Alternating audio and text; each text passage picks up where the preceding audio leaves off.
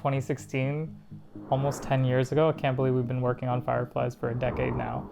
At the time, I had left Microsoft. I had gone to Boston to meet my co-founder, and we were just going to work on some projects for the summer. So why did you pick him? I mean, Sam is amazing. I've seen his interviews, his energy, but tell me why did you pick him? Sam and I met through friends while we were in college, and we would work on different hackathons together. Fun fact, I had never seen Sam in person for 2 years before we ended up meeting. And we had worked on 3-4 different projects, hackathons together.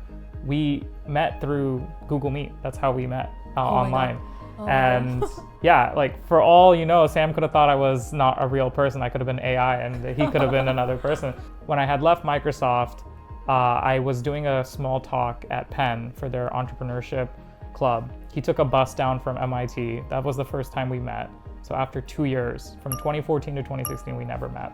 And then at the summer of 2016, I decided to leave Microsoft. I was going to go do grad school in the UK. I was going to go to Cambridge, and I had some free time. He said, why don't you come out to Boston? We have a place here. You can stay here, and we can hang out for the summer. So we were there. We were working every day. And at the end of the summer, he chose to not go to Stanford for grad school. I chose not to go to Cambridge. And we moved out to California to start Fireflies. And Fireflies has gone through so many iterations, so many different products. We just kept the name the same because we were too lazy to change it. But the early days, it was 6-7 different products, all around the same theme, which is there is a lot of knowledge buried inside conversation. So whenever we talk, there's so much information there. I had read somewhere that when we talk almost 4x or 5x more than we type. So we said, let's like capture all that conversation and then make sense of it. This was pre-Chat GPT. Yeah. All we had was natural language processing and LLMs. So that was the theme. I felt like we worked on some really cool products then that didn't take off, that today, with the technology that is there today, could really work.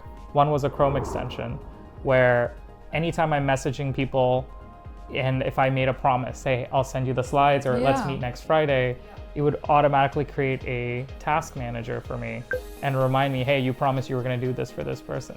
That was our first product. We applied to YC for it. We didn't get in, but they thought it was really cool. And the guy that wrote Gmail interviewed us, and the use case was around email at the time. So that was a really cool experience. Just the tech wasn't quite there, and it was a little too prosumer to build like a big product around there. So many different iterations. And then finally we said, let's take everything we've learned and then let's go do this for meetings, because that's where we spend half our time there. Yeah. And by the time I leave a meeting room, I forget 50% of the information anyway.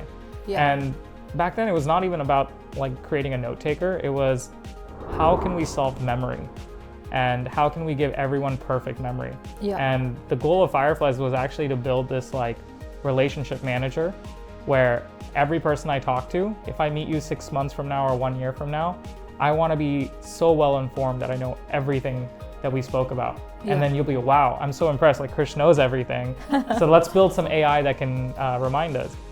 That AI turned out to be Fireflies for meetings. And so that the rest is history, but the AI note taker was a byproduct of trying to build a system that could give you perfect memory.